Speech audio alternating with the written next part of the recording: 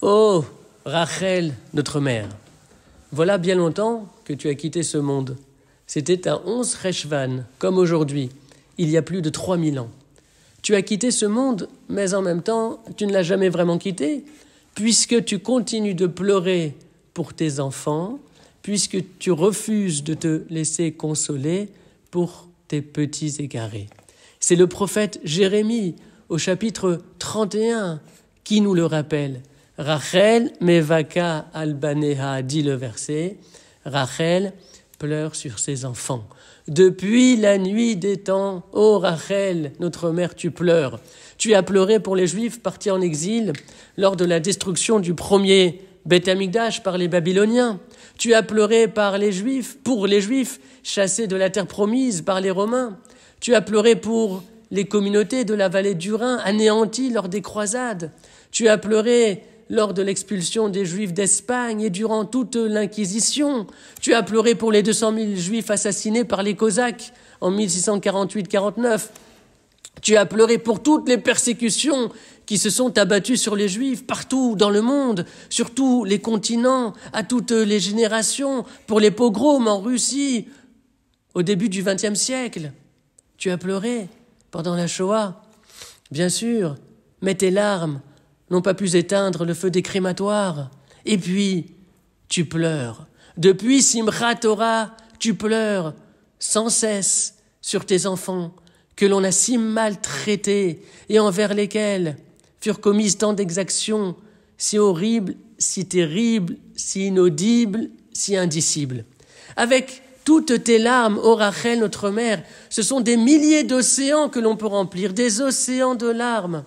Et précisément, de tes yeux coulent les larmes de tout un peuple à travers l'histoire. Un peuple qui ne demande rien à personne, sinon qu'on le laisse en paix. Depuis si longtemps, ô Rachel, notre mère, tu pleures, tes yeux sont abîmés, fatigués, épuisés.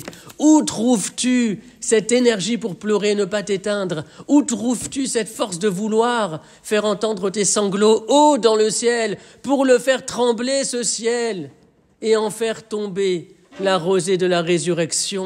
Où trouves-tu cette intarissable source aussi profonde que l'histoire de ton peuple?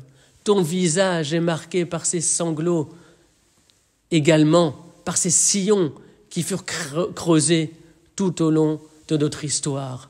Ô mère du peuple juif, comment t'apaiser? C'est impossible. On ne peut pas calmer une mère à qui on arrache ses enfants. Ô Rachel, notre mère, ce n'est pas grâce à ce monde que tu seras consolée. D'ailleurs, dans le chapitre 31 du prophète Jérémie, Dieu s'adresse à toi, et seul Dieu peut s'adresser à toi et te dire que ta voix cesse de gémir et tes yeux de pleurer. Oui, Yesh Tigva, il y a de l'espoir, tes enfants reviendront.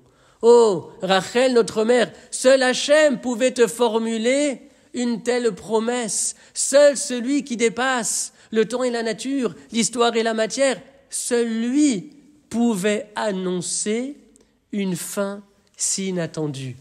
Oh, chère Rachel, notre mère, en ce jour où nous allumons des bougies en ta mémoire, nous entendons comme des sanglots que tu exprimes, tel un volcan qui se réveille, telle la terre qui se met à trembler, et aussi des pleurs d'un autre type. Oui, c'est cela. Le rythme est différent. Tes yeux se mettent à briller, un sourire se dessine, tes mains se tendent. Mais oui, ces larmes, ce sont des larmes de joie. Oh, Rachel, notre mère, tu les verras, tous tes enfants, rassemblés, rassurés, consolés, réconfortés. Oui, Rachel, notre mère, tu les verras, tes enfants, revenus à la vie.